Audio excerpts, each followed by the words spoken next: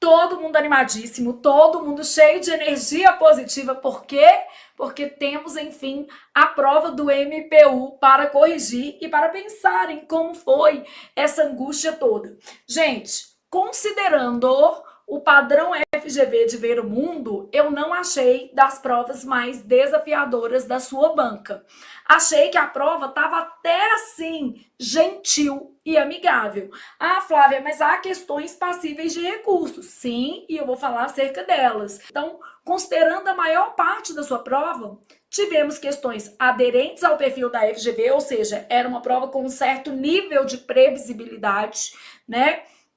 E além disso, tivemos questões que trabalharam conteúdos mais tradicionais, até mais, como é que eu posso dizer, amigáveis do que a gente esperava para o concurso do MPU. Então, eu acho que, sim, entre mortos e feridos, aqui as pessoas se salvaram no português. Dizem que as provas de parte específica, né, estavam bem desafiadoras, os conteúdos específicos estavam bem difíceis. Então, é claro que a FGV, às vezes, equilibrou o português e pesou a mão aí em outro lado, tá? Então, vamos lá para a correção da nossa prova do MPU. Primeira questão traz o seguinte: o problema em matéria de audição vem do fato de que o cérebro é um órgão muito rápido e que se pensa muito mais depressa do que se fala. Então ele traz aqui uma explicação sobre o ato de falar e o ato de o quê? Pensar. A gente pensa mais rápido do que fala. Assim que escutamos uma pessoa, solicitamos ao cérebro que trabalhe muito mais lentamente em comparação com sua capacidade. Entretanto, o que marca uma oposição, e é bom que você vai pensando em quais as marcações, né, havia na sua questão. Entretanto, não chegamos realmente a reduzir a velocidade do cérebro, enquanto registramos as palavras transmitidas pelo emissor. O cérebro continua a tratar as centenas de palavras e fazer associação de ideias. Então, ele está falando o seguinte: apesar de a gente tentar deixar o cérebro mais lento, isso não funciona. A gente fala mais devagar, né? Então, ele mostra que esse processo é mais lento que o processo de pensar, que é um processo mais ágil.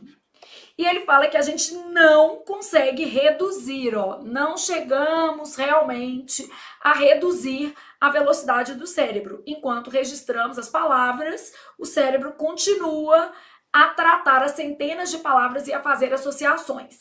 Aí, além desse conector que marca oposição, eu tenho um outro, ó. Em outros termos, o que quer dizer isso? É um conector de natureza explicativa, quer dizer que ele vai trazer a mesma ideia com outras palavras.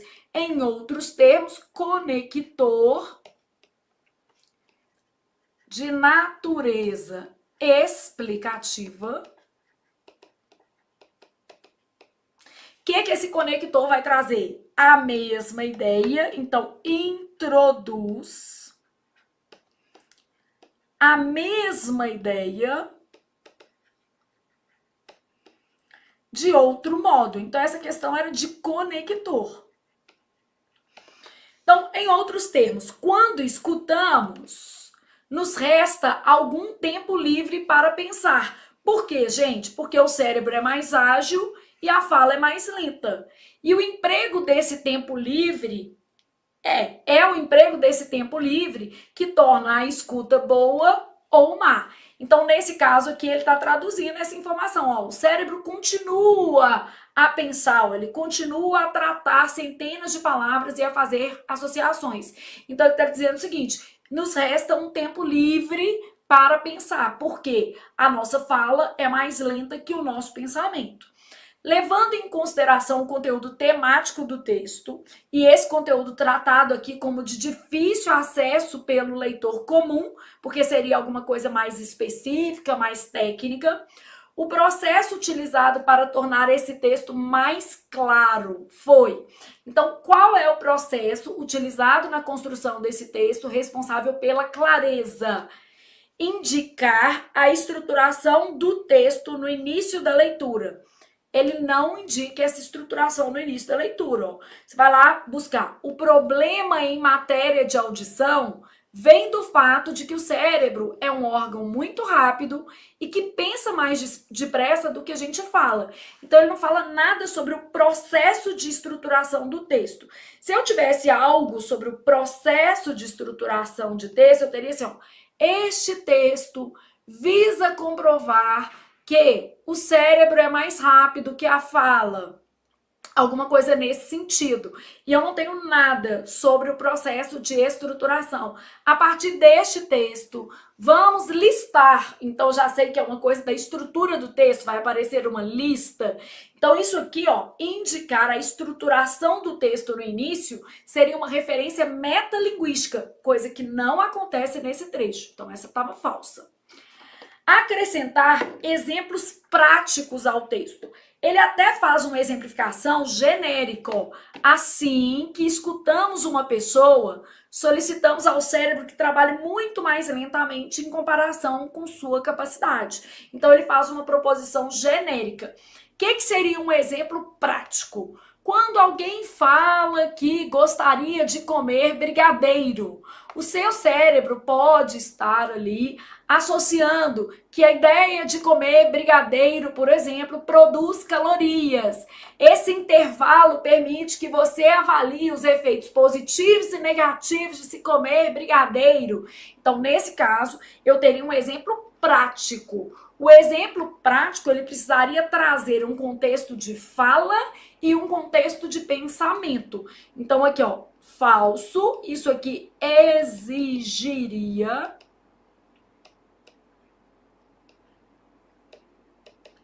um contexto de fala e de pensamento. Reformular as informações já dadas. Esse daqui me parece, né, vamos dizer assim, o ideal. Ó. Em outros termos, eu introduzo uma informação de outro modo. Mas sempre eu acho que é necessário você avaliar todas as alternativas.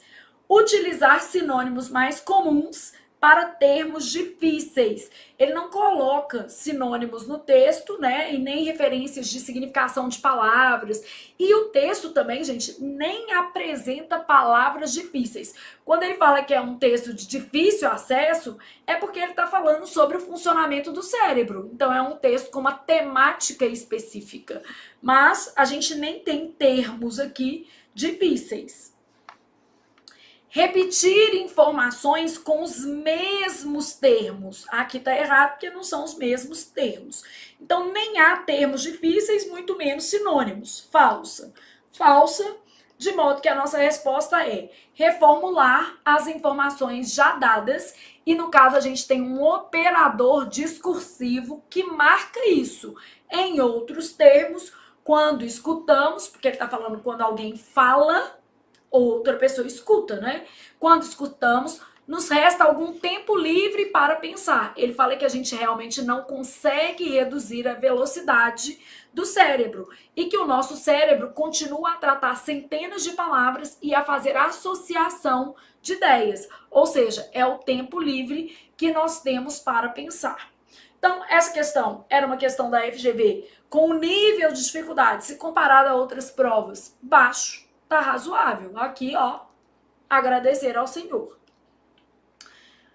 Todas as frases abaixo contêm pleonasmos. Então, a gente já sabe o que é o pleonasmo. É a repetição de uma mesma ideia. E a FGV trabalha insistentemente com pleonasmo e ambiguidade. Então, já tem que estar também de olho nisso aqui. Ou seja, ela explica o que é pleonasmo. Repetições desnecessárias de palavras que foram modificadas na reescritura da frase. Então, todas, tá? Contém pleonasmos e esses pleonasmos foram modificados na reescritura da frase. A frase em que o processo de reescrituração não elimina o pleonasmo original. Então, você teria de reconhecer o pleonasmo, tá? Tenho o desejo de rever de novo o filme O Protetor 2. Rever e, de novo, é que marcam o pleonasmo aqui. Tenho o desejo de ver de novo. Ou poderia ser assim, ó. Tenho o desejo, outra opção seria tenho o desejo de rever. Aí, ó, também tirei o de novo, ó. O filme O Protetor 2. Então, outra opção, né? Uma ou outra. De modo que eu posso me valer apenas do verbo rever, tenho o desejo de rever o filme, ou apenas do advérbio, de novo. Então, tenho o desejo de ver de novo ou de ver novamente o filme O Protetor 2. Aí eu tenho o seguinte, segundo ele crê que esse vocábulo é um neologismo. Aqui é que estava a redundância, a tautologia. Ele crê e segundo ele. Então, ó, eu poderia falar assim, ele crê que esse vocabulário é um neologismo, ou, vou te dar outra opção, segundo ele, aí vírgula, esse vocabulário é um neologismo. Aí eu tenho, os alunos dessa turma mutuamente se ajudam. Aqui, ó, mutuamente, e o se em si ajudam. O se, nessa frase, gente, ele tem um valor o quê? Recíproco. Então, ele vai indicar reciprocidade. Os alunos dessa turma mutuamente se ajudam, os alunos dessa turma se ajudam. Ou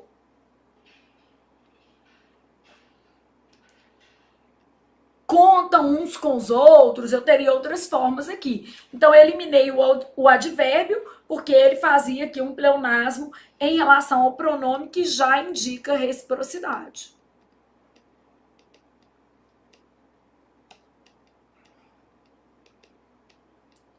Então, eu poderia falar assim, os alunos dessa turma ajudam uns aos outros, ou se ajudam, né? Poderia trabalhar das duas formas.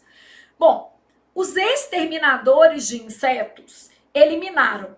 Quando a gente olha para essa frase, a gente acha que está entre insetos e pulgas. É o que a FGV gostaria que você pensasse.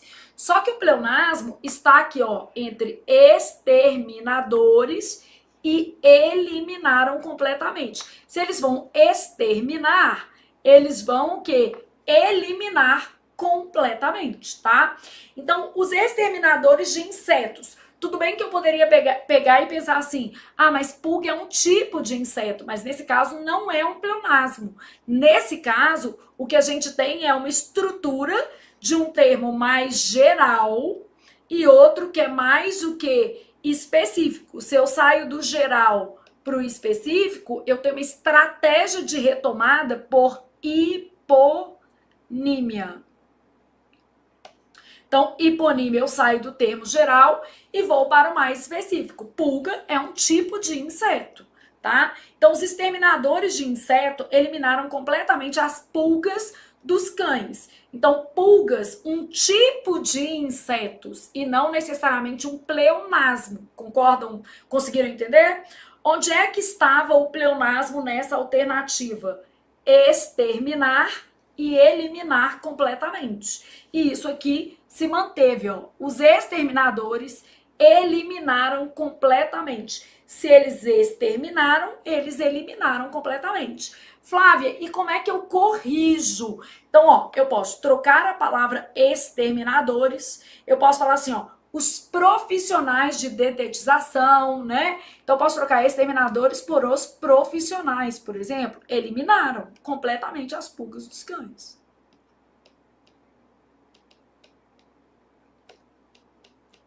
Então, eu posso trocar isso aqui, ó. Eliminaram completamente as pulgas dos cães, beleza? Ou, é melhor trocar, no caso aqui, a palavra exterminadores, porque se eu mantiver eliminaram completamente, se eu for colocar assim, os exterminadores acabaram, acabar também é total, né? Então, acho que a melhor forma de corrigir essa ambiguidade seria trocando o termo exterminador por profissionais. Então, os profissionais eliminaram completamente as pulgas dos cães. Se eles eram exterminadores de inseto, era esperado que eles fizessem isso, tá?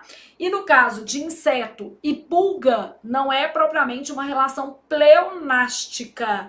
Esses termos não trazem a mesma informação, porque inseto é um termo geral e pulga é um termo específico. Então, a coesão aqui se faz por o quê, gente? Hiponímia.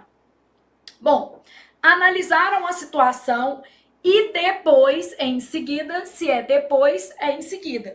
Ah, Flávia, mas eu pensei assim, depois logo em seguida. Mas é pleonástico, né, gente? Então, analisaram a situação e depois, ou em seguida, propuseram a solução. Posso usar um ou outro. Analisaram a situação, em seguida, propuseram soluções, ou analisaram a situação e depois propuseram soluções. As duas construções seriam adequadas. Então, essa questão aqui, ela apresenta algum problema? Não. Era uma questão fácil? Não, né, gente? Não, porque quando a gente olha rápido, a gente às vezes não consegue perceber detalhes, como exterminar, se remeter ao campo de eliminar completamente. Então, você tem muitas questões para fazer na prova, tinha redação. É lógico que todos esses erros são compreensíveis dentro de um cenário de prova, tá? Então, neste caso, resposta, letra D, de Deus ajuda menino que sente e estuda pleonasmo, porque isso aí cai na FGV, é muito caidor de com força mesmo. E de vez em quando ela ainda muda o nome. Tautologia, redundância, todas essas coisas vão remeter à mesma forma de questão. Ela vai perguntar trechos pleonásticos ou perguntar onde é que o pleonasmo foi ou não corrigido, tá? Aí depois a gente tem o seguinte. Observe a seguinte frase. Ele ficou esgotado porque correu muito. Então, a relação aqui é de causa e efeito. A maneira de reescrevê-la que modifica o seu sentido original é: se ele correu muito, ficou esgotado. Flávia, mas eu pensei que esse se que estava aqui era um se causal. Só que aqui tem uma ideia de que toda vez que ele corre muito, ele fica esgotado. Se ele correu, ele ficou esgotado. Então, quer dizer, toda vez que ele corre, ele fica o quê? Esgotado. E também existe minimamente uma noção condicional nessa frase. Se ele correu, eu não posso atestar que ele correu, né? Se ele correu, ele ficou. Então, pode ser que ele tenha corrido e pode ser que ele não tenha corrido. Então, aqui, ó, esse conector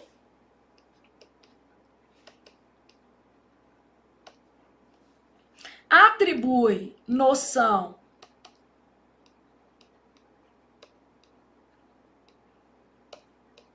e temporal também, tá? A ideia de toda vez, sempre que. Se chove, o trânsito em Belo Horizonte fica ruim. Sempre que chove, o trânsito fica ruim. Se chover, o trânsito está horrível. Então, quando a gente fala se choveu, é porque sempre que chove, o trânsito fica o quê? Ruim. E por eliminação, gente, você chegaria a essa resposta, porque as outras, elas trazem conectores literalmente causais ou orações reduzidas que remetem à causa. Então, aqui, ó, ele sentiu-se esgotado por ter corrido muito. Isso aqui era uma oração subordinada, adverbial, causal, reduzida de infinitivo. Então, isso aqui. Aí, ó, já que correu muito, sentiu-se esgotado. Usou o mesmo verbo que estava aqui, então isso aqui não seria um problema, tá vendo? O conector é causal, então aqui a gente tem uma oração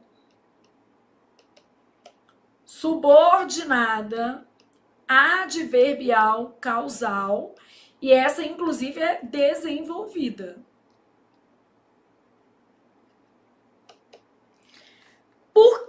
correu muito, ficou esgotado. Outra coisa importante, vai observando os tempos, ó, tava tudo no passado, porque você vai ver que nessa prova aqui, em alguma medida, o tempo foi bem importante.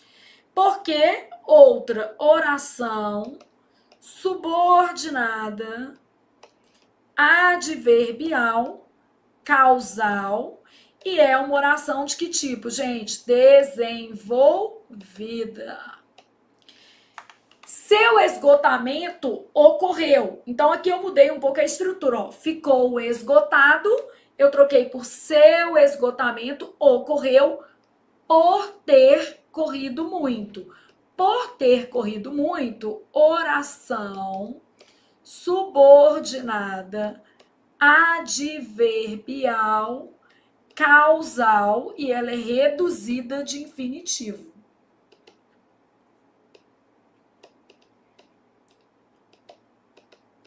Então, quando eu falo assim, ó, se ele correu muito, ficou esgotado, o ficar esgotado continua sendo uma consequência, mas é um reflexo. Toda vez que ele corre, ele fica esgotado. É uma ideia de um se, então, né? Então, é uma vinculação aqui e não uma causa e um efeito. Então, é uma vinculação. Então, neste caso, melhor resposta, letra A, de amo estudar português. A de a vida muda se a gente senta e o quê? Estuda um pouquinho. Então, respirou e continuou. Todas as frases abaixo empregam processos para evitar-se a repetição de termos idênticos. Opa, depois do pleonasmo ela falou assim, vão de novo. E aí, a gente tinha outra questão mais ou menos do mesmo jeito, tá? A frase em que o processo usado foi a utilização de um termo de sentido mais geral.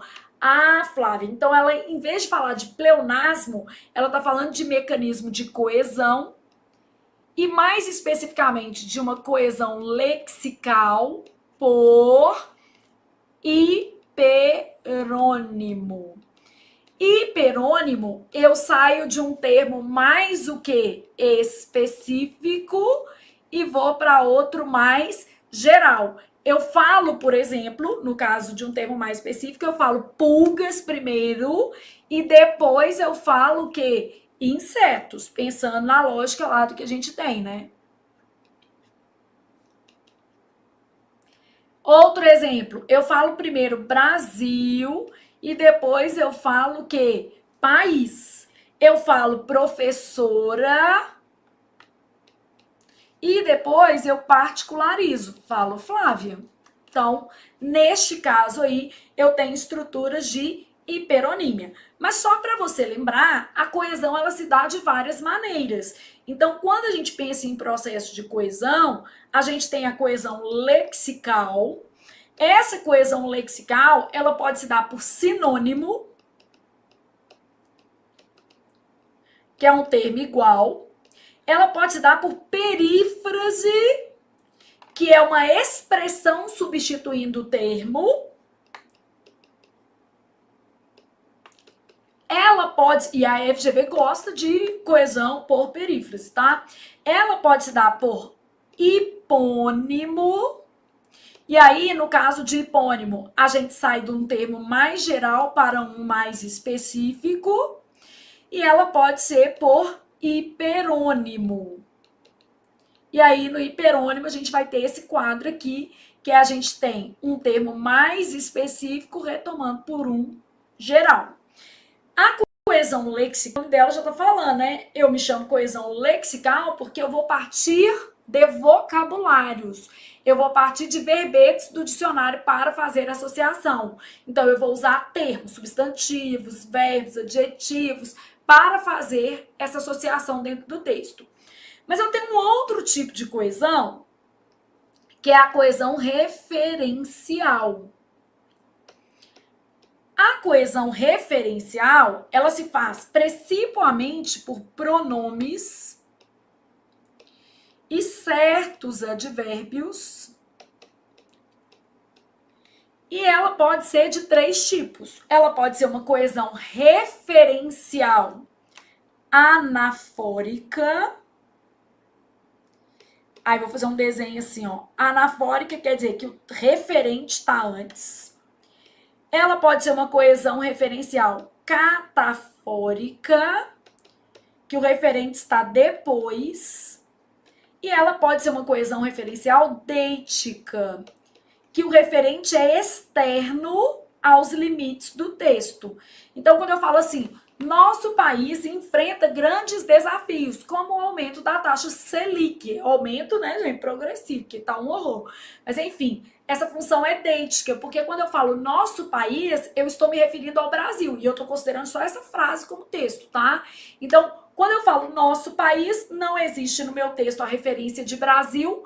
Eu sei pelo contexto que eu estou falando do Brasil, isso é a função referencial dêntica, em que a gente busca o referente no contexto, tá? Bom, respirou. Como a gente quer revisar coisas bonitas para a prova, a gente tem também a coesão sequencial. A coesão sequencial ela é feita por conectores, notadamente por conjunções coordenativas e subordinativas. O pronome relativo está aqui, ó, é uma forma de coesão que referencial, tá? Pronome relativo, pronome pessoal, tudo aqui. Bom, a coesão sequencial, então, ela é feita notadamente por conjunções. Conjunção coordenativa e conjunção subordinativa, ela vincula enunciados a sequências. Ela pode acontecer com coesão sequencial por omissão de conector, é quando a gente tem só vírgula, orações coordenadas, por exemplo. Existe a possibilidade de haver omissão.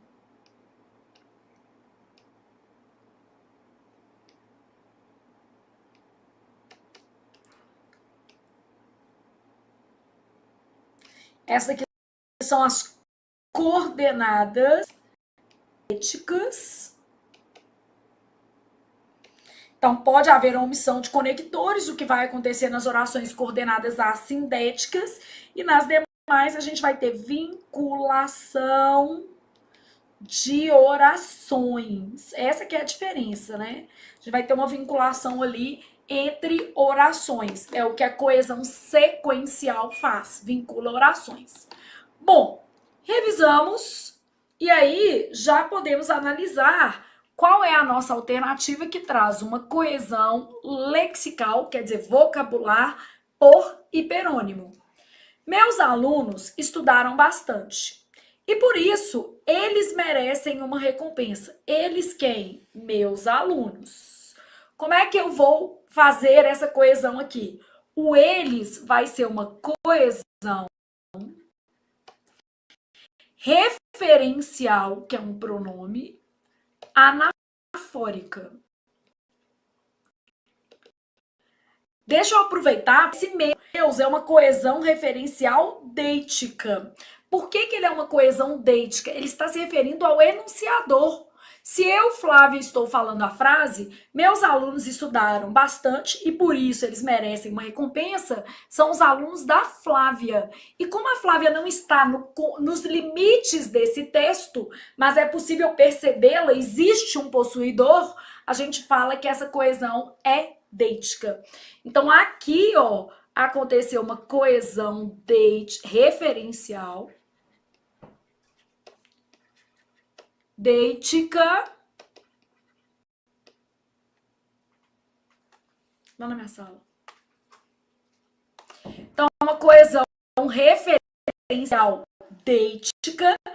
E essa tá pegando que eu aprendi. Deu a hora. Vou te devolver agora. Mãe é isso, né, gente?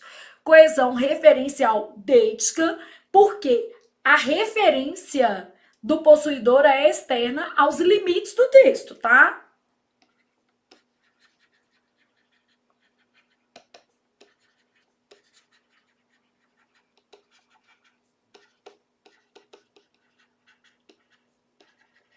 Aos limites do texto. Beleza. Então, já sabemos isso aqui. Respirei e continuei pensando. Ó, entrou na avenida batendo tambor. Eu tô vendo aqui, ó. Mas o instrumento, tambor é um tipo de instrumento. Então, esse daqui é geral e esse daqui é específico. Tá dentro do enquadramento que eu preciso. Ó. Eu saio de um termo mais específico, pulgas está para insetos, Brasil está para país, tambor está para um instrumento musical. Já sabia que a nossa resposta era essa, mas vou avaliar os outros tipos de coesão para vocês. Arrumando os discos, decidi vender aqueles o quê? Discos, que eu não escuto mais. Aqueles é um pronome, gente. Então, olha o que acontece. Eu saí aqui para um tipo de coesão referencial anafórica, não é lexical, porque a gente tem aqui um pronome, tá? Fazendo essa substituição.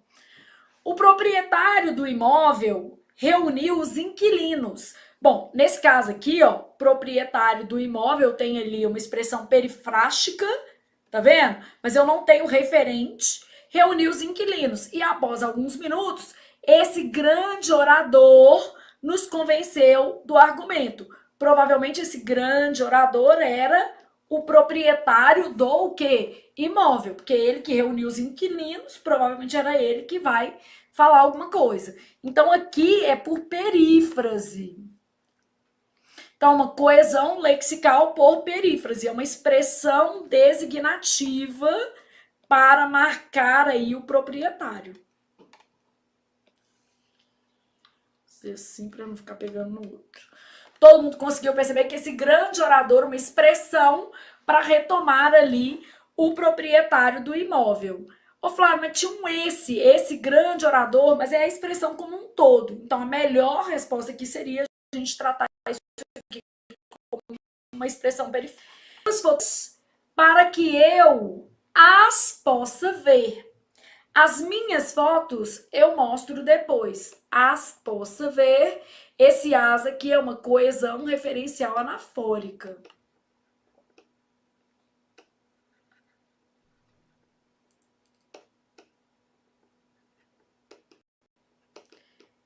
E entre fotografias e fotos também existe uma forma de coesão. Qual vai ser essa forma de coesão? Por sinônimo. Fotografia e fotos são equivalentes, não é um mais amplo que o outro, são idênticos. Então, esse as, coesão referencial anafórica. Já o fotos é uma coesão lexical sinonímica.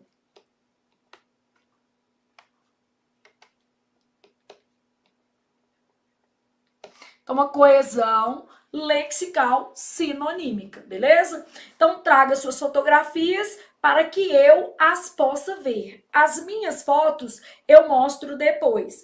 Lembrando, gente, que nesse discurso aqui, ó, essas formas aqui, ó, suas, minhas, elas também vão marcar a mesma coisa aqui, ó, uma coesão referencial, porque a referência do possuidor está externa aos limites do texto. E por que eu estou falando isso com você? Porque você vai fazer várias provas da FGV e ela já cobrou isso várias vezes. Então é importante a gente saber também que quando o possuidor não está escrito, porque tem casos em que ele está escrito, ó. Vamos supor que eu tivesse assim, ó.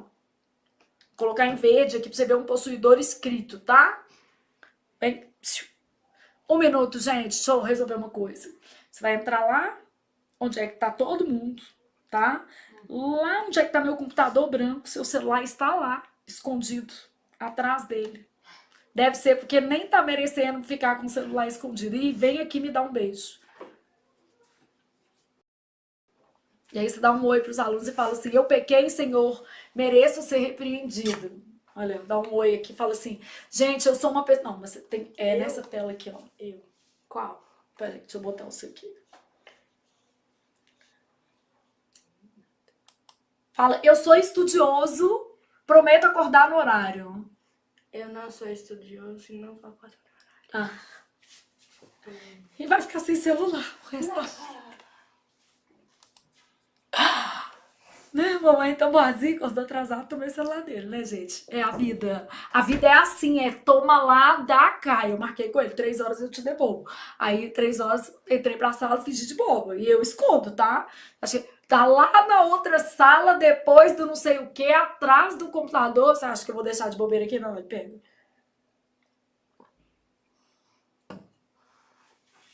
Gente, se precisar, eu ponho de castigo até a Júlia, que tem 25 anos. Pensa como eu ponho até o Vitor, que é casado. Põe. A vida é assim. Voltando à nossa conversa sobre o possuidor, tá? Olha aqui, ó. Usando um verdinho para dizer o seguinte. A Flávia, vou usar esse exemplo, já que a gente tá falando de filho. Tem 3 filhos e um neto. Olha que legal. Seus filhos são lindos, mas dão um trabalho que Deus é mais. A Flávia tem 3 filhos. Seus filhos são lindos. Esse daqui não é deítica, esse é anafórico. Porque, ó, a Flávia tem 3 filhos. Seus filhos, filhos de quem? Da Flávia, ela tá escrito aqui, ó. Então, esse daqui é uma coesão lexical anafórica.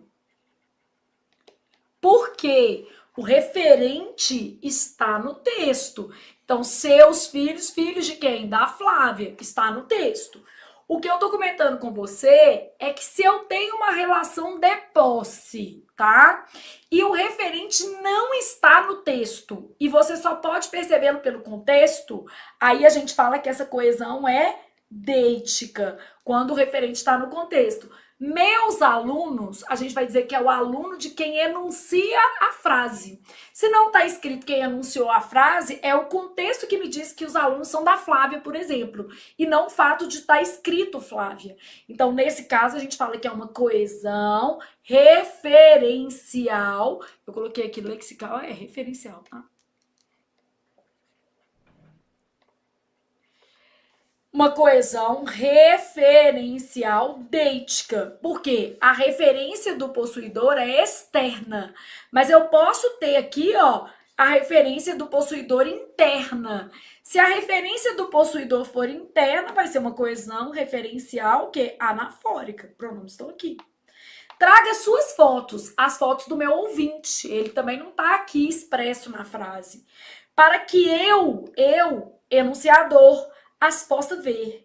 As minhas fotos eu mostro depois. Então, essas marcas aqui, ó, elas são externas, né? São esofóricas. Essas marcas esofóricas, elas são marcas deíticas, beleza? Porque cai isso na FGV.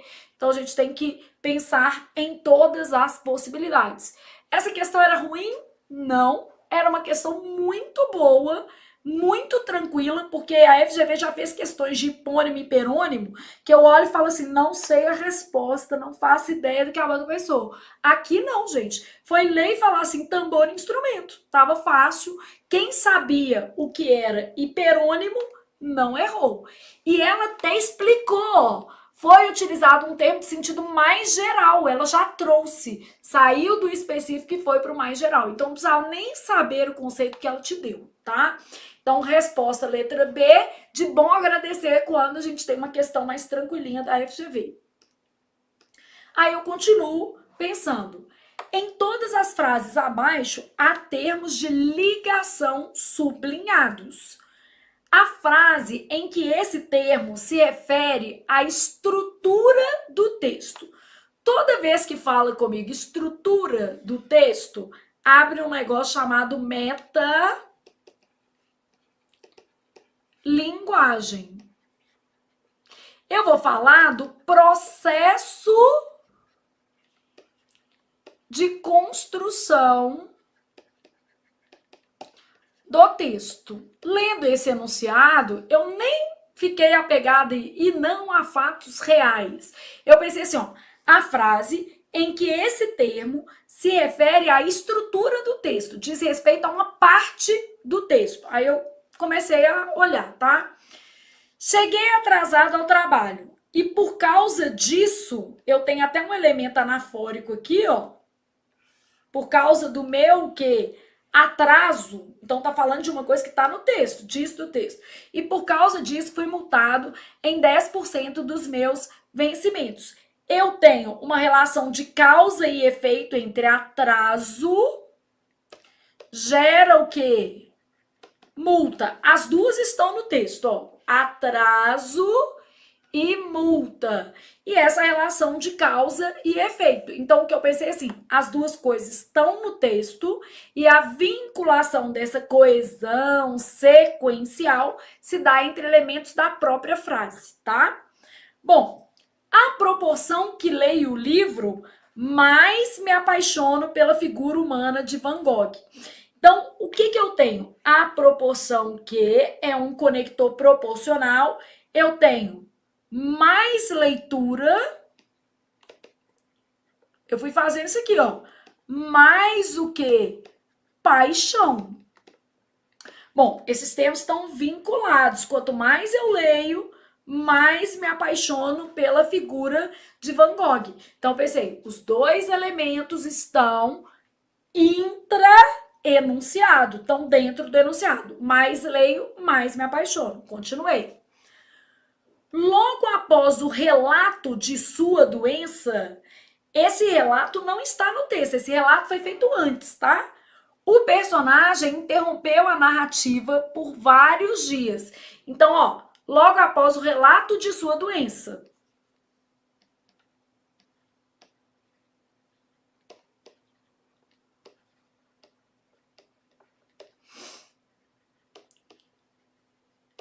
Então, veio antes, né? Aqui não está o relato da doença. Aqui, ó, o atraso gera multa.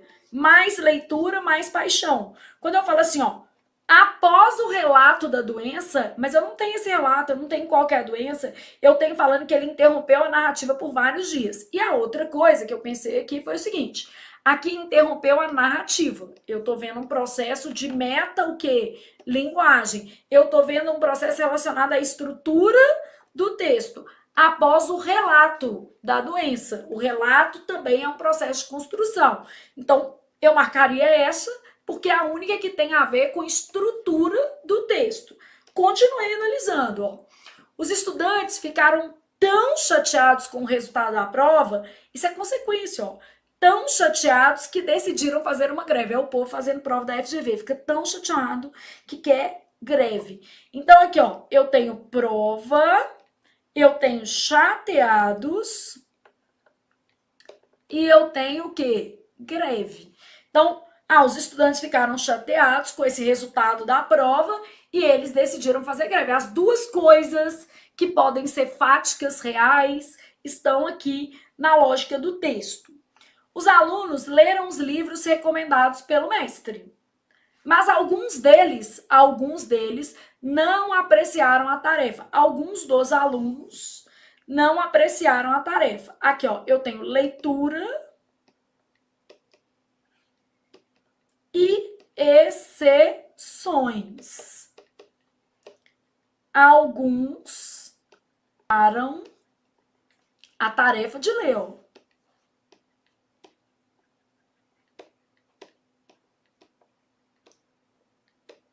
A tarefa de ler. Então, pensando na lógica do enunciado, qual é a única alternativa que faz uma referência à metalinguagem, que é o processo de construção do texto? A letra C. Qual é a única alternativa em que não há propriamente o relato da doença? Eu tô falando depois do relato, mas eu não tô lendo o relato. Vocês estão vendo? Não tem essa parte aqui. O personagem interrompeu a narrativa por vários o quê? Dias. Eu tenho ali o relato da doença que veio antes, mas ele está em outra parte do texto e tem a ver com a estrutura do texto, beleza? Então, pensou nisso. A nossa resposta, letra C, de com certeza a FGV oferece desafios.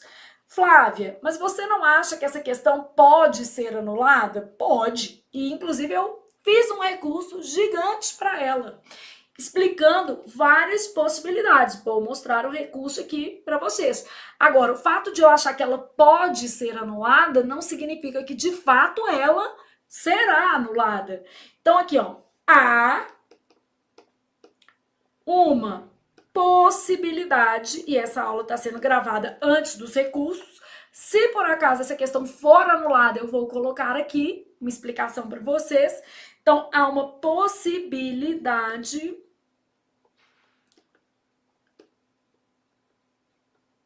de recurso, beleza? Qual que é a possibilidade? Primeiro, a gente pode atacar o enunciado, dizer o seguinte: todas as alternativas estabelecem relações estruturais. Por quê? Elas estão ligando, isso é estrutura do texto. Então, atraso está vinculado à multa por uma relação de causa e efeito, e isso é estrutural. A mesma coisa, eu tenho uma relação de proporcionalidade, inclusive, né, eu preciso desse mais aqui, isso é estrutural. Aqui, ó, tão que, posso trabalhar esse mecanismo como estrutural. Aqui eu tenho oposição entre os enunciados. Então, eu posso começar por isso, tá?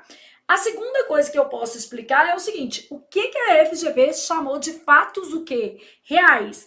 Como é que eu vou saber que chegar atrasado é um fato de fato real? Né? Aqui a gente tem frases e eu não tenho um contexto que me permita comprovar a veracidade do que está falando aqui. Eu não tenho nenhum. Se fosse uma lei, por exemplo, a pessoa que chegar atrasada tem 10% dos vencimentos cortados, mas não existe uma lei nesse sentido. Da mesma forma que não tem lei falando que você vai ler coisas e vai se apaixonar por Van Gogh, e aí outras abordagens que estão aqui na questão. Então, ó, pensando nisso, olha o que a gente fez.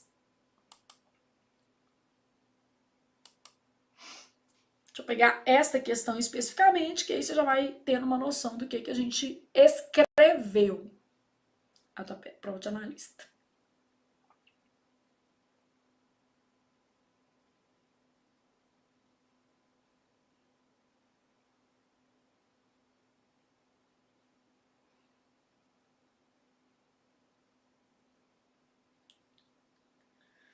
Então, aqui, ó, possíveis recursos da prova de analista.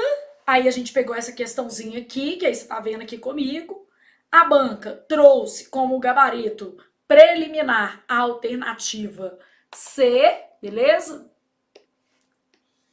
Essa alternativa aqui. E aí a gente vai fazendo assim, ó, o candidato requer a anulação da questão vista a imprecisão terminológica e a ambiguidade conceitual do enunciado.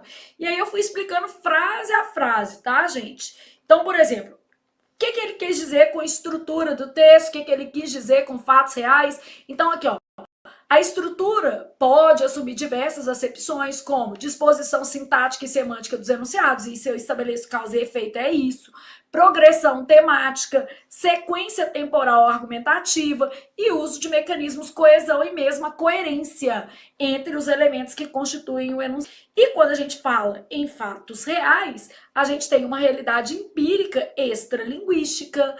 Eu vou falar de verossimilhança, é dentro de uma ficção e aquilo ali poderia ser real. Eu vou fazer uma referência a um fato realmente dentro do texto, então eu não tenho aqui um critério lógico linguístico que me permita fazer a análise desse enunciado. Mas lembrando, tá, gente, quando falou estrutura do texto, eu pensaria em metalinguagem, tá? Porque assim, eu não acho essa a melhor questão para ser anulada, beleza? Bom, aí eu fui colocando assim, ó, Bechara esclarece que conectores temporais, como logo, depois, podem tanto operar no plano da organização textual quanto na descrição cronológica de fatos narrados, que foi o que a FGV considerou. Então, no trecho, logo após o relato de sua doença, há de fato a ocorrência desse evento anterior ao que está sendo narrado. Trata-se da descrição de acontecimentos narrativos que obedecem a uma sequência temporal. Mas, logo após, também pode ser interpretado como organizador textual, pois também referencia fatos dentro da narrativa. Qual que é o fato dentro da narrativa que ele está referenciando? A doença interrompeu a narrativa. Então, eu também posso pensar desse jeito. Aí, fui explicando todas as alternativas. A B também, né? A gente tem ali um conector proporcional. Essa progressão argumentativa existe, porque a argumentação, ela constrói a lógica interna do discurso. Então, isso aqui poderia ser um operador dentro do texto. Da mesma forma, quando eu tenho um por causa disso na letra A, é um mecanismo anafórico, principalmente quando a gente pega o disso, tá? E aí contribui para a articulação e progressão das ideias dentro do texto. Então, coloquei que há mais de uma alternativa e as referências que nós usamos. Não acho essa a melhor questão para ser anulada, mas ela oferece um espaço para elaboração de recurso, por isso trouxemos esse recurso para vocês, tá? Bom, depois eu tenho o seguinte. Todo mundo ainda animado, pensando, tá, nem tudo é tão ruim. Vamos lá, isso aqui não era ruim, ó. Em todas as frases abaixo, as orações adjetivas sublinhadas, então estou falando dessas orações, foram substituídas por termos de sentido equivalente. A única substituição que mostra um termo equivalente diferente. Então é bom que assim, ó, um termo equivalente diferente, né? Um termo que não é equivalente, né? Porque na verdade isso aqui, ó, é um termo que não é equivalente. Aqui, a única substituição que mostra um termo de sentido diferente, que não é equivalente, porque equivalente tinha que ser igual. Mas tudo bem, deixa isso pra lá, porque essa questão aqui era fácil. Então é que eu falo, o menino pode questionar aqui, inclusive falar que tem um problema técnico. Tem, porque ó, a única substituição que mostra um termo equivalente de sentido diferente não tem jeito, se é equivalente, o sentido é o mesmo, né? Equivalência, você tem um termo relacionado que não é igual, né? Então aqui, o secretário tem um caráter que muda frequentemente. Um caráter que muda frequentemente, um caráter o quê? Instável. Equivalente. Ele mostra um tipo de risada que se comunica facilmente. Não é estridente, não é alta, é comunicativa. É uma risada comunicativa. Estridente, alta. Volume acima do normal. Era um político que sabia tirar partido das circunstâncias. Esperto. Ela poderia ter feito uma maldade, né? Escrito um esperto com X, que aí tem a ver com expertise, experiência, que não daria certo. Mas o esperto com S é de levar vantagem, tirar proveito, né? Era um homem que mantinha suas palavras, honrado, né? Honrava suas palavras. Eles tinham prestado ajuda a uma população que morria de fome, uma população que faminta. Então, a única que traz um termo diferente em termos de sentido é uma risada que se comunica, uma risada comunicativa, e não uma risada o quê? Estridente. E a gente continua. As frases abaixo mostram uma palavra sublinhada para a qual se apresenta um substituto entre parênteses. Nós fizemos várias questões assim, né? A frase em que o novo termo assinala uma progressão ascendente, quer dizer, é mais que o anterior. Então, por exemplo, vamos supor que eu tivesse assim, bonita e maravilhosa. Maravilhosa é mais. Então, bonita e maravilhosa, beleza? Então, eu trago ali gradações e aqui a gente tem uma relação de ascendência. Bom, Picasso era um pintor talentoso e era um pintor genial. Genial é mais do que talentoso, né? Genial remete ao campo dos gênios, da genialidade. Acima da média é mais que talento. Então, já olhei, gostei dessa, fiz um coração, mas eu li todas. Um conflito é mais que diferença. A gente pode ter uma diferença e não estar em conflito. Então, aqui, ó, diferença remete a um campo menos específico que conflito. Conflito é mais. Então, nesse caso, a lógica tá invertida. Isso aqui eu coloquei falsa, não me atende. Foram feitos progressos notáveis, apreciáveis. Acho que é a mesma coisa, ó. Dignos de apreciação, apreço uma coisa. Notáveis acima da meta.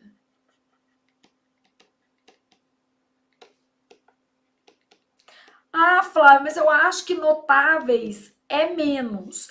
Bom, você pode tentar recorrer, igual eu falo, a depender do seu erro ou do seu acerto, você pode recorrer de tudo, né, gente?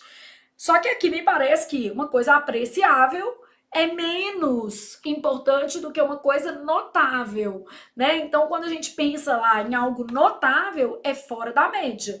A mesma coisa quando a gente pensa em genialidade, algo fora da média, tá?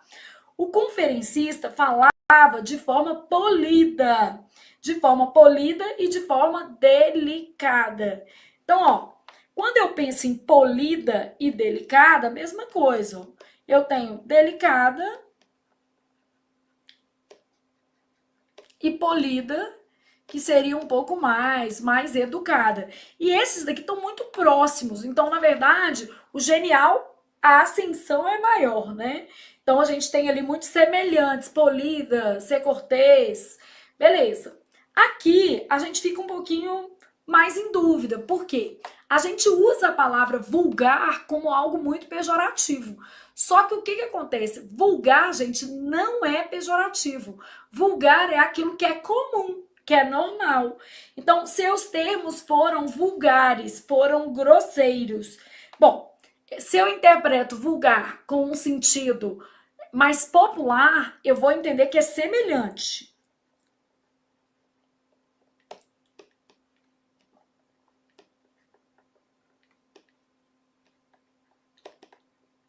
Só que o sentido de vulgar não é esse.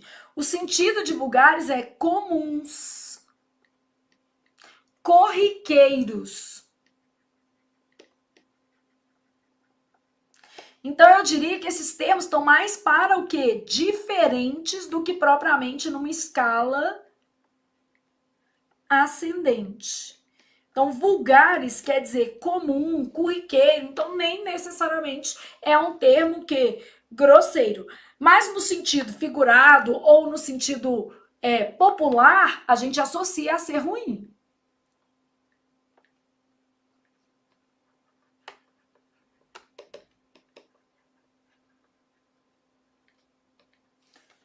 Beleza, mas como eu queria uma progressão ascendente, e aí tudo na vida é comparação, eu tô lá namorando os meninos disponíveis, o quê? Na mesa. Ainda que eu ficasse em dúvida que a letra A é maravilhosa, porque eu falo assim, ele era um pintor talentoso. Talentoso um monte de gente é, né, gente? Genial um pouquinho de gente. Então a gente tem uma ascensão ali, a gente tem uma progressão ascendente, tá?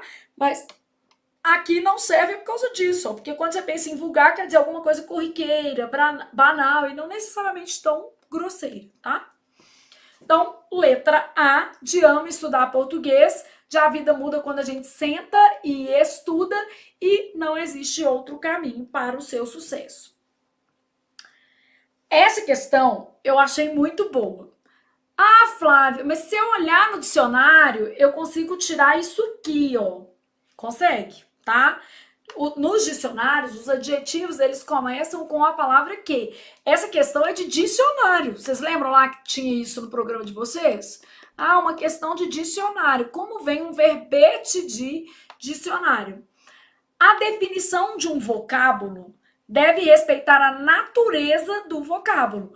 Então, o primeiro conceito, ele fala do próprio vocábulo. Então, eu falo assim, ó, bonito. O primeiro verbete que vem lá, ó, vai ser assim, que possui beleza. E aí vem um que, assim, porque isso é um adjetivo, que possui beleza. Então, aí depois vem assim, ó, lindo. Esse eu tô inventando, tá?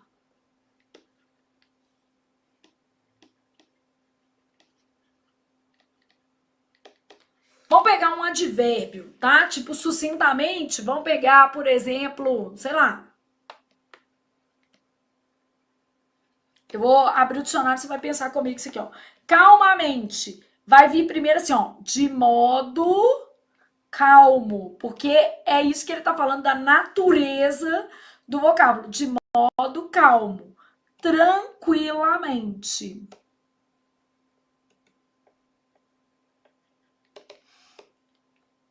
De forma, sei lá, calma, de forma, sei lá, amena.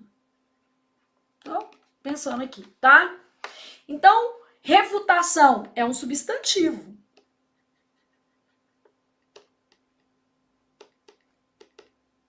Então, quando a gente pensa em refutação, o que vai ser refutar, né? Vai ser tirar, abstrair, mas esse termo é um substantivo.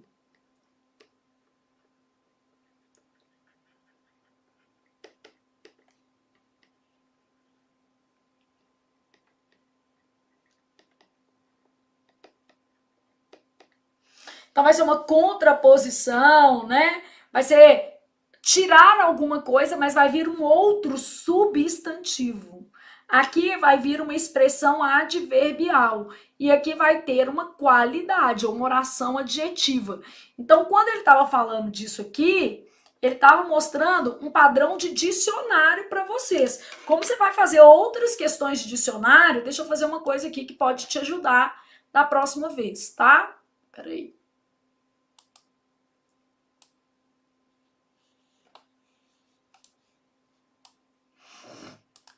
Ó, vamos ao dício ou priberan. Eu gosto do priberan, tanto faz.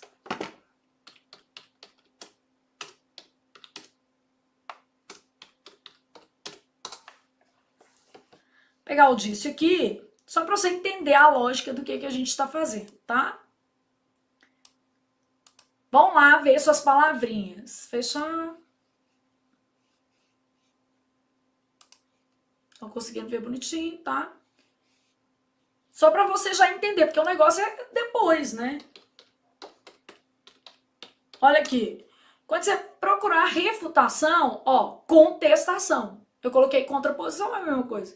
Dos argumentos, destruindo o que foi afirmado. Réplica, a réplica, tá vendo? Então a gente tem ato ou efeito de refutar, de negar. O que ele queria era isso aqui, ó. Ato ou efeito de refutar. Ele queria o que fosse o quê? Inerente, ó, que tivesse a ver com a natureza do vocabulário. Ele queria esse significado aqui para você entender o que ele estava pedindo. Então, no dicionário sempre virá, ó, respeitando a natureza. É uma definição válida. Então, ou você começa com substantivo, vai ser o ato ou efeito de refutar, rejeitar, negar, que está dentro da lógica de refutação. Ó, molestar, eu já acho que o erro foi bem por outro lado, porque molestar não significa quando se pratica violência, né? Molestar tem um conceito mais específico. Aí, então, aqui a gente tem um erro conceitual também. Ó, eu vou pôr violência. Mas só para você entender a questão. Molestar. Então, aqui, ó, começou com um verbo, tá vendo? Provocar, em vez de quando se provoca, a gente ia colocar provocar. Abordar alguém ilegal ou inapropriadamente com intenções sexuais. Molestar, sinônimo, assediar, beleza? Ocasionar doença. Sua fraqueza a molestou. Vai começar com verbos, assediar, abordar. Isso também tem a ver. Aqui, ó, fazer com que alguém se sinta ofendido, ofender. Então, mesma coisa, fazer, tá vendo? Causar aborrecimento. Todos aqui começando com verbos. Por quê? Isso respeita a natureza do vocabulário. Indolente, quer dizer aquele que não pratica dor, não promove dor. Ó, é um adjetivo, tá? Então eu tava sempre primeiro na característica da palavra. Eu sabia que essa daqui era um substantivo, essa daqui era um verbo, essa era um adjetivo, essa era um advérbio, essa daqui era outro que adjetivo. Então eu já tinha uma noção aqui. Deixa eu ver meu negocinho aqui. Fechou? Pronto. Indolente, ó, para qualificar um adjetivo eu vou usar uma oração adjetiva, que não sente dor, tá vendo? Tá dentro aqui, ó, tá vendo? Que não causa dor, sem vigor, que não possui força. Tudo tem a ver com característica oração adjetiva, ó, tá vendo? Então, o jeito de trabalhar isso aqui, deixar de trabalhar, ficar passivo, isso é verbo, não está relacionado à natureza do vocábulo. Bom, então já sei que Indolente não vai ser descrito dessa forma. Se for adjetivo, começa com um quezinho. Já tinha essa ideia. Se for molestar, que é verbo, tinha que ser provocar. Só que provocar ainda estaria errado, porque não tem a ver com provocar violência especificamente, né? Mas ia ter isso aqui, ó, provocar. Aqui, ó, contestação de argumentos. Não precisava nem dos sólidos, né? Ação de refutar. Estão entendendo? Então, aqui, ó, provocar, aí, assediar, provocar sexualmente, assediar, verbo. Quando é adjetivo, você começa com o quê, ó? Que não causa dor, que não sente dor. E aqui eu sei que é um advérbio, sucintamente, é de modo esse advérbio. Então vai ter um conceito que vai remeter a modo. Nossa, Flávia, era até relativamente fácil. Era, gente, por isso que tem que fazer muita questão antes, porque eu já vi questão assim da FGV. Não aparece tanto, mas aparece. E elas estão compreendidas nesse dicionário, sucintamente. E aí um jeito de você aprender isso aqui, porque da próxima vez vai fácil, ó. De maneira sucinta. Tá vendo? De modo sucinto. Então, vai aparecer aqui essa ideia de maneira, de modo, que vai remeter à ideia do advérbio de modo. Então, ô Flávia, qual que era o problema? Expressar-se que é verbo. Então, na verdade, aqui tinha que estar de modo, né? Abreviado. Em poucas palavras, poderia ter isso. Beleza? Bom, aqui, ó, correto. Primeiro que eu tô vendo aqui, ó, que as palavras são do mesmo que campo semântico, são cognatas. E segundo que eu tô vendo aqui, ó, oração adjetiva, que era o que eu precisava. Oração adjetiva é o que marca a introdução de um adjetivo no dicionário. Deixa eu voltar lá para você achar esse daqui também. Aí você tem correto.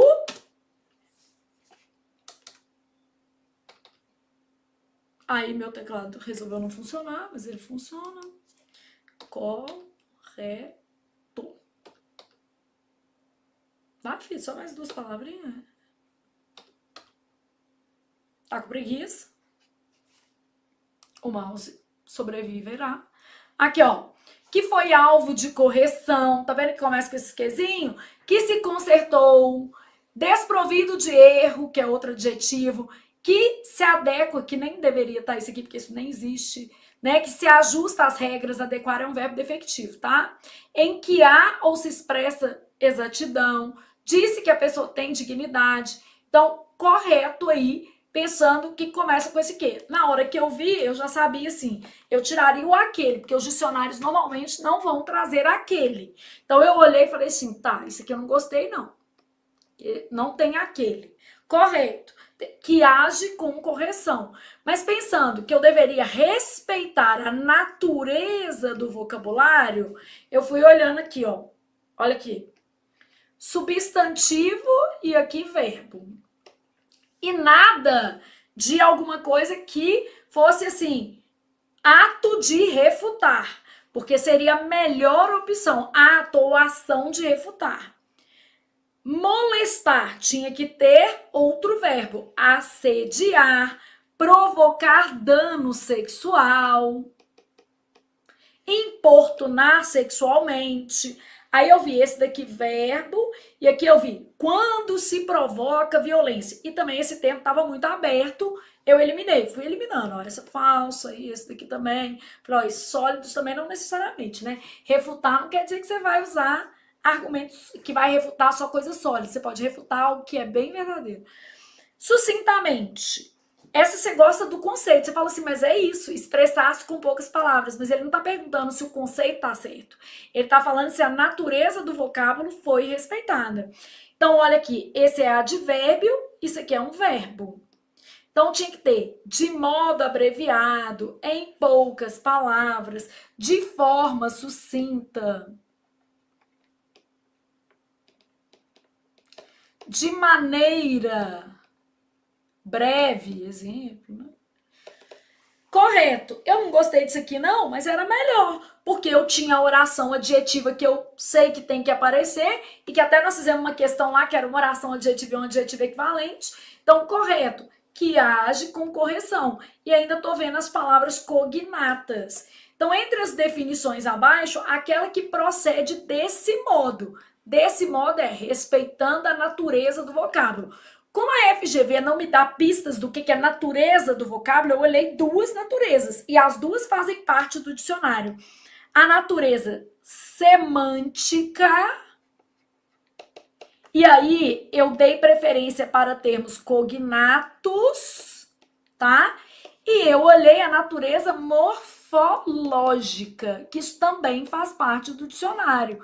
A gente define um substantivo com outros substantivos, um verbo com outros verbos, um adjetivo com outros adjetivos ou com expressões adjetivas, no caso, oração adjetiva. Entenderam o que era a natureza? Então, eu observei as duas coisas, né? A mais perto foi essa, resposta letra E, de estuda que a vida muda. Na próxima questão que você encontrar dessa, não erra mais.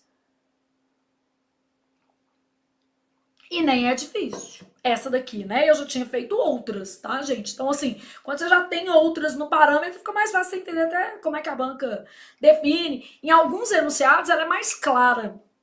Eu já vi enunciados que ela fala assim, a definição de um vocábulo sempre traz um termo que cognato. Aí seria isso, refutação, ação ou ato de refutar. Começa no substantivo, ó, ato de refutar. Aí, por exemplo, indolente, que não causa dor. Vai ter o dor aqui, o indolente. Mas ela pode ter pensado em questão morfológica também, né? Nesse caso aqui, uma oração adjetiva equivalente ao adjetivo, tá? Esse estava mais aberto, a gente olhou os enunciados, eliminamos alguns conceitos que estavam errados, como molestar, que não é só a violência, é um pouco mais.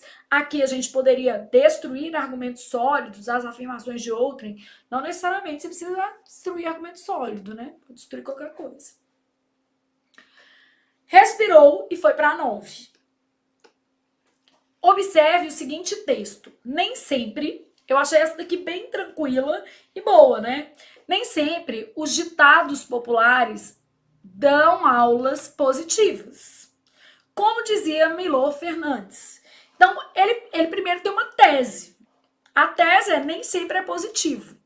E aí ele cita o Milor Fernandes para confirmar a própria tese, ó.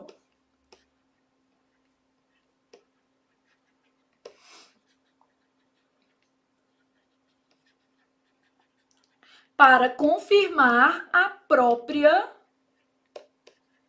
tese. Então, ó, devagar se vai ao longe. Mas quando se chega lá, isso aqui são as falas do Milor Fernandes, né? Não se encontra mais ninguém. Quer dizer, se você for muito devagar, meu filho, pode ser que você chegue sozinho, porque aí ninguém te esperou, né? A frase confirma, aqui ó, usa o autor para confirmar a própria tese. Bom, ela tem a função de participar da descoberta de um texto que traz prazer. Oi? Fazer progredir culturalmente um texto, não tem nada a ver com progredir, nem com cultura. Ah, Flávia, mas eu pensei assim, mudar o sentido de um ditado popular. Poderia ser se o exemplo fosse de mudar o sentido. E não é isso que está falando aqui. Aqui está falando que nem todo ditado é positivo. Ele não mudou o sentido. Fazer progredir culturalmente um texto seria alterar o sentido daquele texto. Todo mundo percebe isso? Porque você pega um texto que já tem um sentido cristalizado na língua e você vai progredir ou alterar o sentido daquele determinado texto na língua, tá? Dar a conhecer uma opinião diversa da do autor. Diversa não é, porque ele fala assim, ó, mas quando se chega lá, não se encontra mais ninguém. Então ele tá mostrando que o ditado é ruim. Indicar algo que apoia a ideia do texto. Beleza, gostei dessa. Fornecer um exemplo típico do estilo do autor. Não é típico do estilo do autor, porque ele usa um exemplo de outro autor, né? Ele recorre a um discurso polifônico. Ele está falando, nem sempre os ditados populares dão aulas positivas, como dizia Milor Fernandes. E o Milor Fernandes usou esse ditado, não quer dizer nem que ele concorda com o autor, quer dizer que este ditado, do jeito que o Milor Fernandes usou, sustenta a tese do autor. Então, o que a gente tem? Indicar algo que apoia a ideia do texto. Não é ruim essa questão, as outras são impossíveis mesmo, aqui a gente não tem nada do estilo do autor, não é uma opinião diversa, a gente não está alterando o sentido do ditado. Aqui, ó, devagar se chega ao longe. Ele está só fazendo uma crítica. Mas se você chegar longe, né, pode ser que você não encontre mais ninguém. Ele não subverteu o sentido do ditado, tá? Participar de uma descoberta de um texto que traz prazer, nada a ver. Aí o povo tava doido também. Observe a seguinte frase. Dá-lhes o dinheiro necessário. A única frase abaixo em que houve uma forma adequada de apassivação. A primeira coisa que você pensou é que existem duas formas de apassivar o sujeito, tá? A primeira forma de apassivar é o seguinte. Você vai colocar verbo ser ou estar mais particípio. A outra, você vai ter um verbo transitivo, ou transitivo direto e indireto, mais o se. E esse se é partícula o quê? Apassivadora. Então, você tem aqui o que a gente chama de voz passiva analítica e aqui o que a gente chama de voz passiva sintética. Bom, pensando nessas estruturas, tem uma coisinha que é básica. Eu preciso manter o tempo e o modo para as relações ficarem estabelecidas. Dá-lhes o dinheiro necessário. É dar, eu dou, tu dás. Corto o S, dá, tu. Imperativo. Beleza? Imperativo aqui. Então, a gente já dá-lhes o dinheiro necessário. Então, imperativo, eu tenho que manter a lógica de o quê? Imperativo aqui. Eu tô vendo que esse imperativo tá na segunda pessoa, mas a pessoa pode alterar. Por que a segunda pessoa pode alterar? O sujeito aqui é tu, da voz ativa. Dá tu o dinheiro necessário. Quando eu vou fazer a passiva, ó, dá-lhes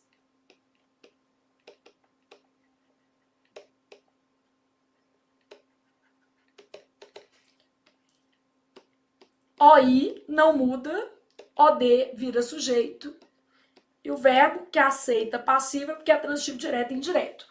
Isso vira o sujeito.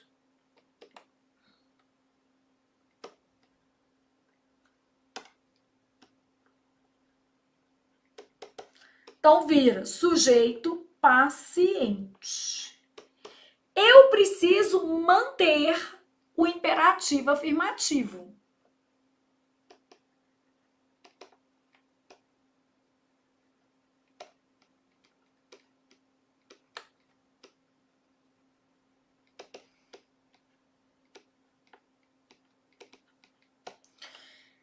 Eu tenho duas opções. Seja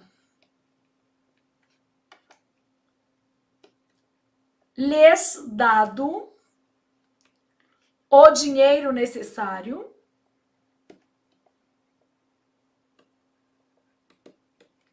Seja lhes dado o dinheiro necessário. Que é essa daqui, ó. Ser ou estar mais particípio. Ou posso fazer sim, mas eu poderia fazer assim, ó. A FGV fez mais, né? Maldade. Mostrar para vocês como é que você resolveria essa questão. Quando eu coloquei esse que, porque aposto que muitos de vocês ficaram tendenciosos a marcar essa letra A aqui. Quando eu coloquei esse que, eu saí do verbo no imperativo e coloquei conector do modo subjuntivo. Então, isso aqui passou a estar no presente do subjuntivo. Se eu faço que lhes seja dado o dinheiro necessário, se eu coloco isso aqui, ó, eu tirei o imperativo. A minha frase tinha que ser assim, ó, seja lhes dado o dinheiro necessário. Aí eu tô dando uma ordem, seja lhes dado o dinheiro necessário. Agora, que lhes seja dado é a minha vontade, é a expressão do meu amor pelo outro, né? Então, nesse caso aí, eu tenho um conector, isso é presente subjuntivo. Então, esta alternativa, ela não serve porque ela mudou o verbo, deixou de ser uma frase imperativa.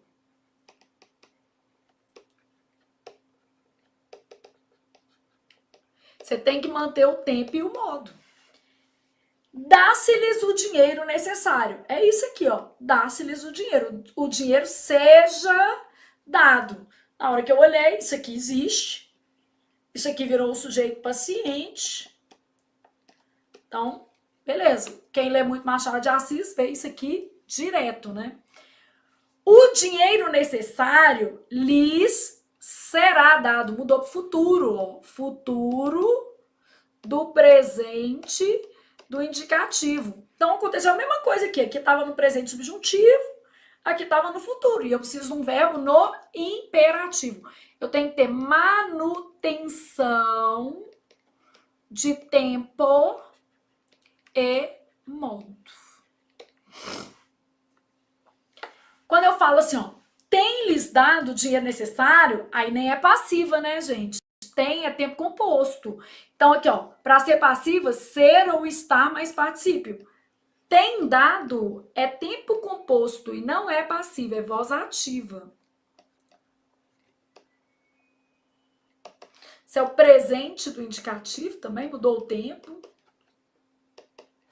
E é tempo composto. O dinheiro necessário lhes teria sido dado. Teria, futuro, do pretérito, do indicativo. A A era a única resposta que você ficaria em dúvida aí, porque ela regaça um pouquinho. Mas você tinha que saber o seguinte, que o imperativo, tá? Em alguma medida, ele tem formas coincidentes ali com o subjuntivo, e o que diferencia um do outro é a presença ou a ausência de conector. Então, no caso aqui, ó, que lhe seja dado o dinheiro necessário, você colocou um conector e mudou de uma relação de ordem para uma relação de desejo. Isso aqui é ordem. Isso aqui é desejo. Como é que chama essa frase mesmo? Frase como, gente?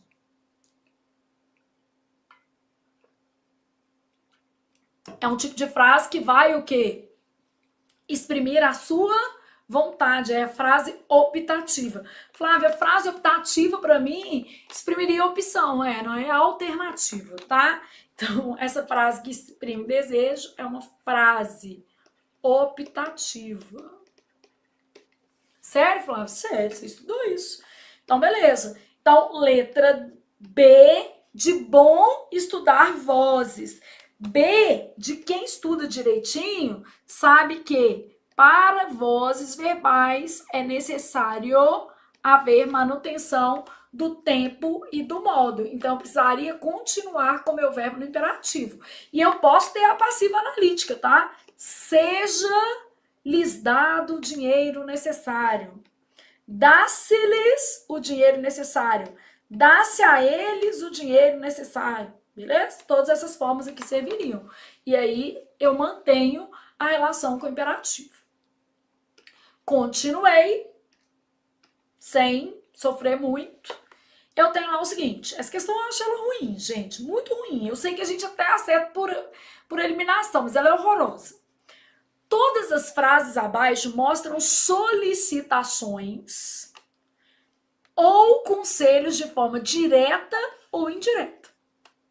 A frase que mostra uma forma indireta.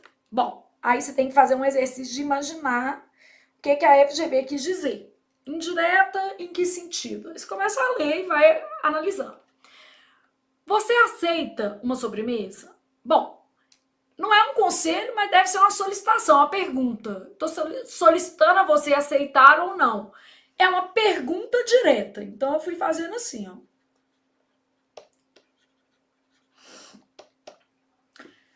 proíbo você de continuar com essa história. É uma ordem direta.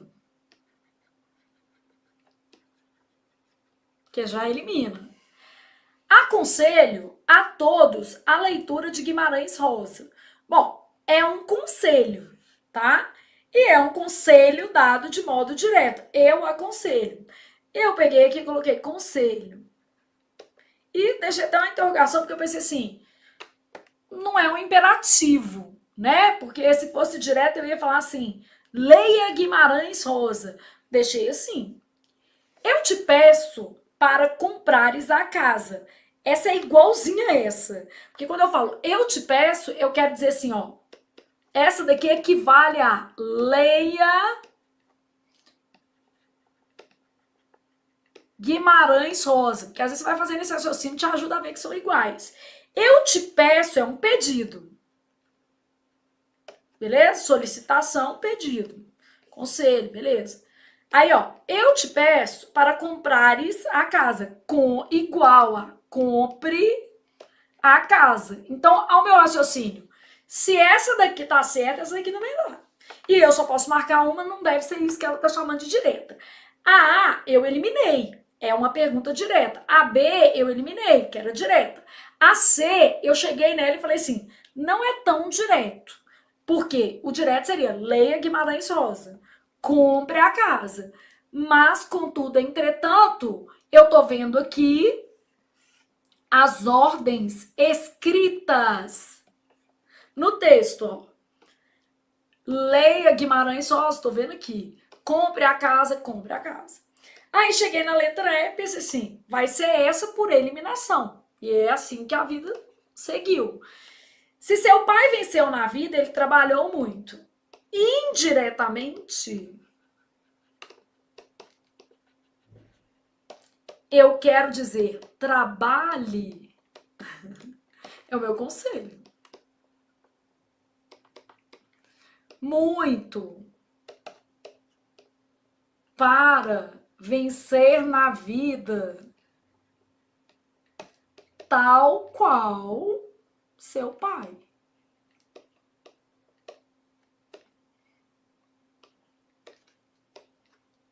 Então, trabalhe muito para vencer na vida, tá vendo? Este verbo aqui, ó, trabalhe muito, é você. Então, eu usei o seu pai, que é uma lição, o quê? Indireta. Mas isso aqui, gente, é raciocínio para a FGV, tá? É o raciocínio que a questão me permite. Porque quando a gente fala assim, uma solicitação direta, um conselho direto, eu já penso assim, valendo-se de imperativo.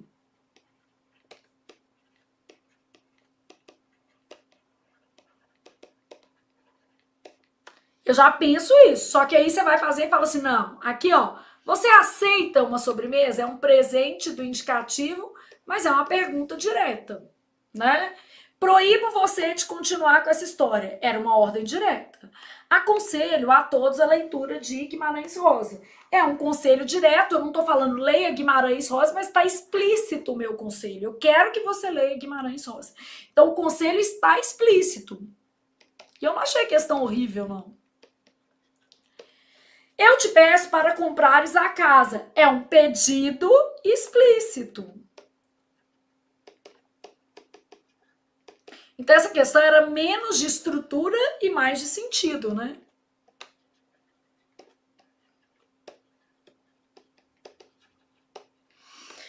Se seu pai venceu na vida, ele trabalhou muito. Neste caso, eu usei uma indireta. Aí eu fiquei pensando que é até a indireta que a gente dá nos outros, né? Tipo assim, nossa, sua mãe trabalha tanto, né? Você tá querendo falar com o menino assim, eu sei, meu filho, não vai fazer nada? Né? Tá aí nessa preguiça toda? Então, essa daí é uma indireta. Sabe quando você dá indireta pros outros, né? Nossa, seu irmão já casou, hein? E ele é bem mais novo que você. Quer dizer, tá aí? Não vai casar não, meu filho? Vira indireta. Nossa, gente, você tá estudando há tanto tempo, hein? Tá querendo dizer assim, e ainda nada? Então, indireta. Então, era uma lógica indireta mais do enunciado e menos da estrutura. Beleza, vida que segue. Eu faria por eliminação, notadamente, porque eu vi que as A e a B não eram, porque realmente tem estrutura direta. A C e a D, eu pensei, apesar de não ter o imperativo, elas são idênticas. Elas estão fazendo a mesma coisa. Estão usando o verbo aqui, ó, presente do indicativo. Então, na primeira pessoa, eu aconselho, eu te peço. Então, como elas eram iguaizinhas, eu falei assim, se uma não é, a outra também não é. Então, só pode marcar uma, vai ser. Entendeu? Que ó, foi aqui, chegou na E. E às vezes esse é um jeito de fazer, né? Porque ele não pode ficar chorando no dia da prova. Bom, essa daqui não tem jeito de fazer. Essa daqui é o tipo de questão que a gente olha e fala assim, só a FGV conseguiu entender o que ela viu aqui de linguagem conativa. É claro, gente, que depois que eu vi o gabarito, se você quiser, eu formulo 30 explicações falando que é conativa. Porque eu posso fazer isso tendo um descompromisso com o meu aluno, mas isso não é legal. Por quê? A sensação que a gente tem é o seguinte, formula-se uma explicação a partir do gabarito. Isso não é bom, tá? Uma coisa é você ter um raciocínio, essa questão aqui tem um raciocínio, beleza. Outra coisa é ter uma viagem, aqui tá mais pra viagem. Bom, primeira coisa que eu diria é o seguinte, então essa questão aqui, na minha opinião, ela deveria ser anulada.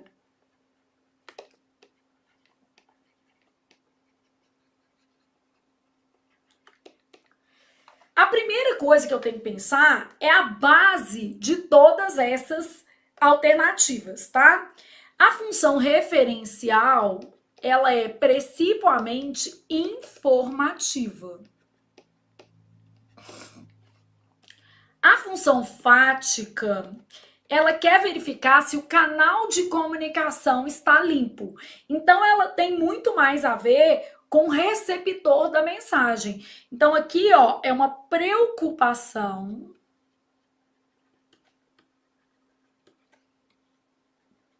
com canal, beleza?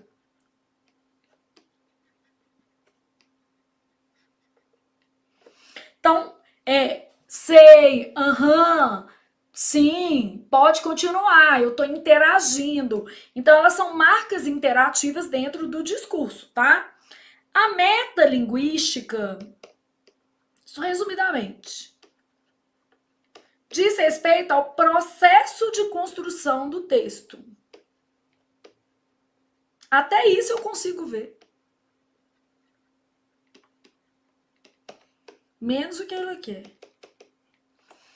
A emotiva diz respeito ao enunciador e ela vai ter marcas de subjetividade.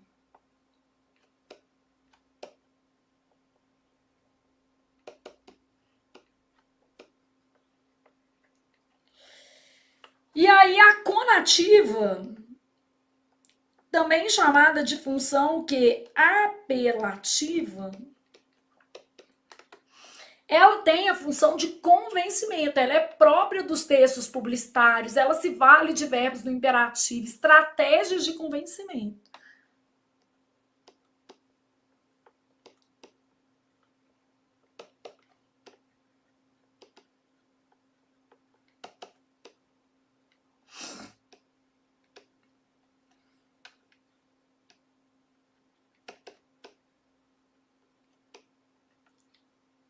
O que a FGV vai alegar, tá? Ela pode olhar essa lógica aqui e falar assim, eu tô falando com meu amigo. Gente, é complexo. Não acho que isso aqui... É igual eu falo, você explicar o inexplicável é bem complicado. O que eu vejo aqui, ó? Fática, infelizmente... Fática não, desculpa. Emotiva, tem aqui, ó, pobre Marcelo. Então, eu tenho marcas de função emotiva. Palavras tipo infelizmente, pobre, que é coitado, são avaliações do enunciador. Infelizmente, meu amigo, primeira pessoa, né?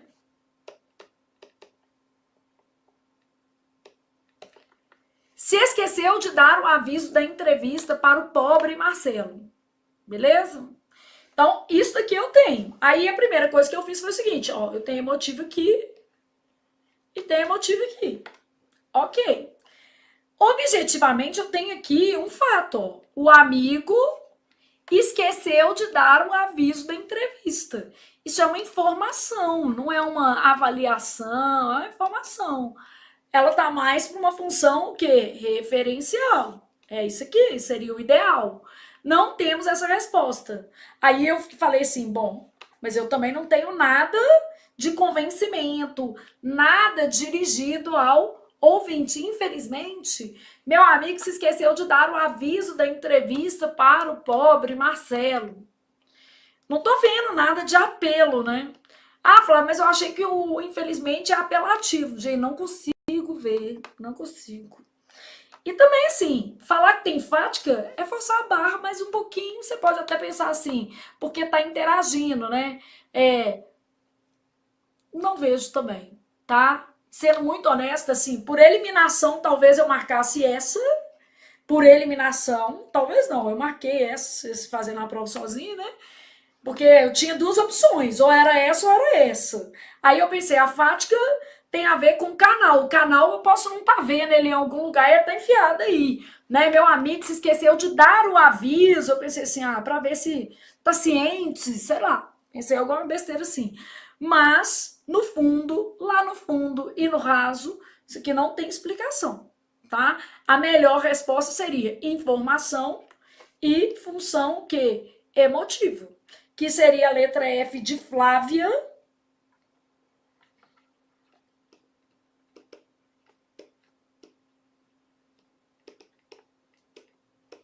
Referencial e emotiva. Aí eu escrevi o recurso para vocês, mas aquela coisa, a FGV pode simplesmente ignorar a vida e não anular. E isso acontece, tá, gente? Infelizmente.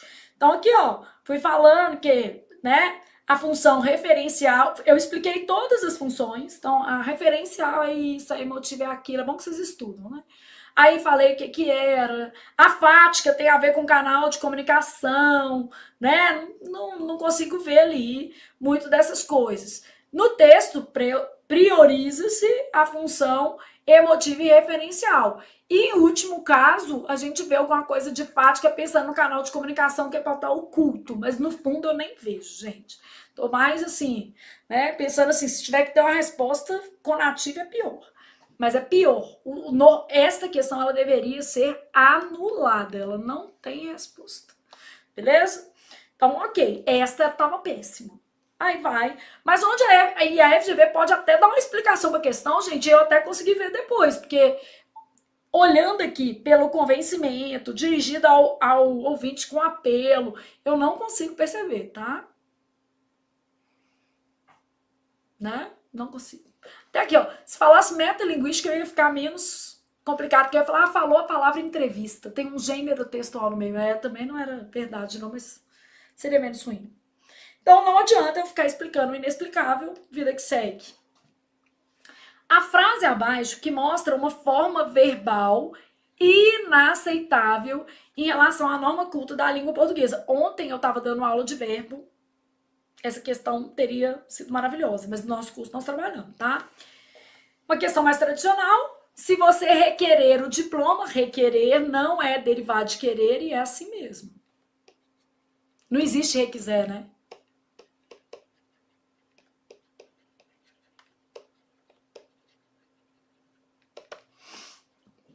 Se você dispuser de dinheiro, tá certo? Dispuser é derivado de por, né? Dispor, derivado de por. A base é o quê? Puser.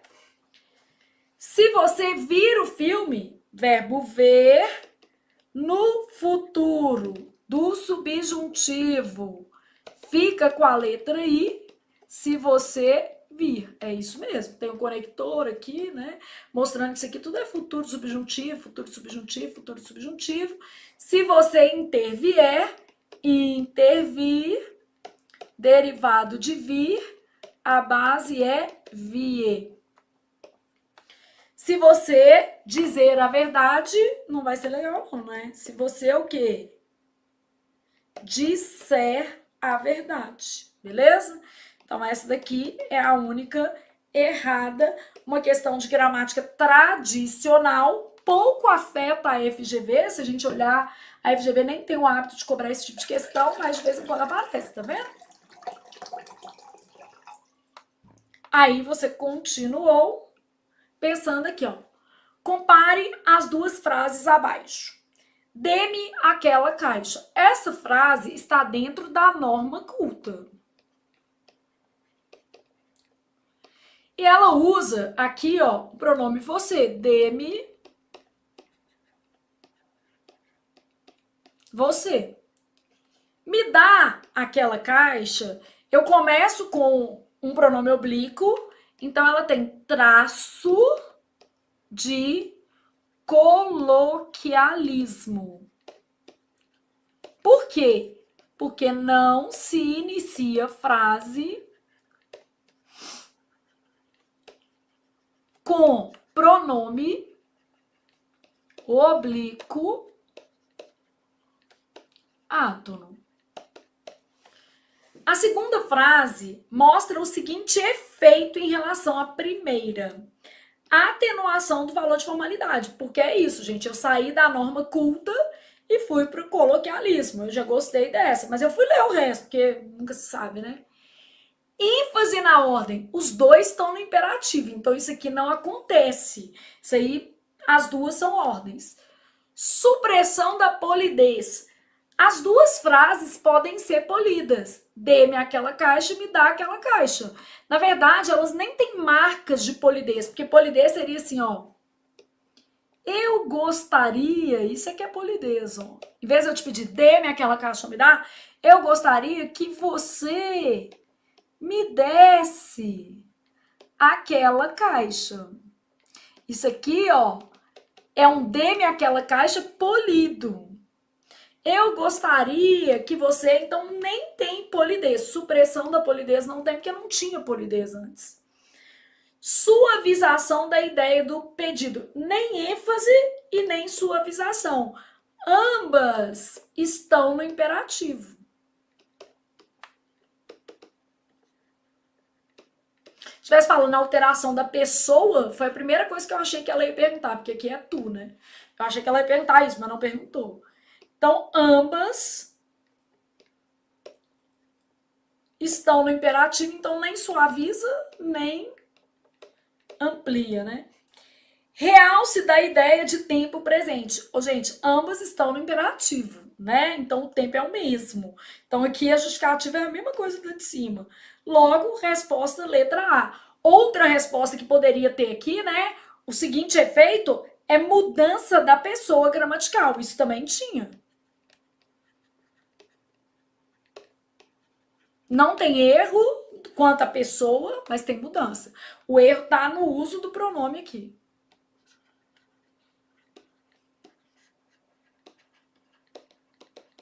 Aqui, ó. Eu dou, tu dás, corta o S, vai ficar dá, tu. De, você. Então, mudança da pessoa gramatical eu tenho e atenuação do valor de formalidade, porque não se inicia frase com pronome oblíquo átono. Na hora que eu li, eu achei que ela ia cobrar isso. Aí eu vi a letra A, falei, não vai ser isso, mas enfim, né? A gente já pensou no raciocínio aí, também já foi. Depois, última, fácil, que é pro menino rir e falar assim. Só que às vezes é tão fácil que a gente desconfia, né? Não cheguei a assistir ao início do show. É assistir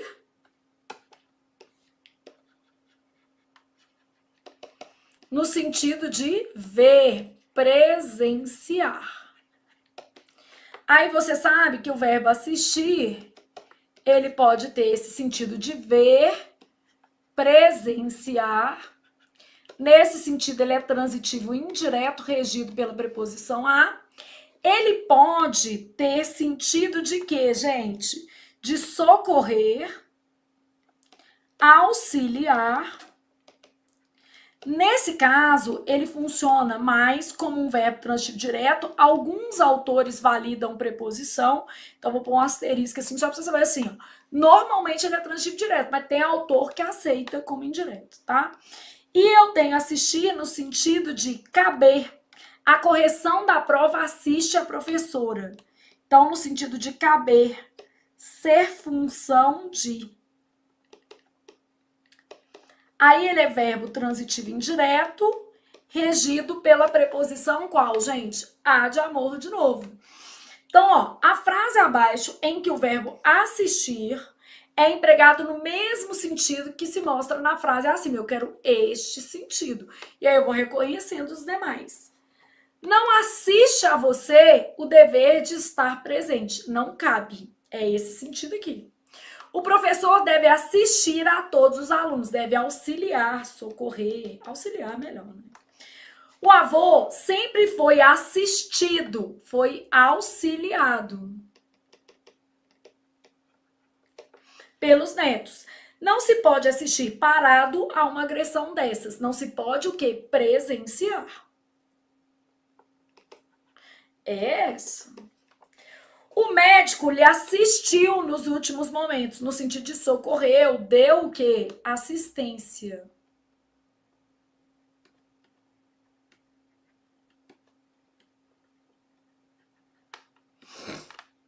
Letra D, de Deus ajuda menino que senta e estuda. Gente, sendo muito honesta, por exemplo, assim, se a gente pegar a prova da Polícia Civil Minas, tá? Que é um concurso com, vamos dizer assim, uma representação mais local, menos candidatos e salário menor. A prova tava mais difícil que essa daqui, tá? Tava bem mais difícil. Essa prova aqui, ela tava uma prova doce para os padrões da FGV, com as ressalvas da questão 12, que pode ser anulada e que deveria ser.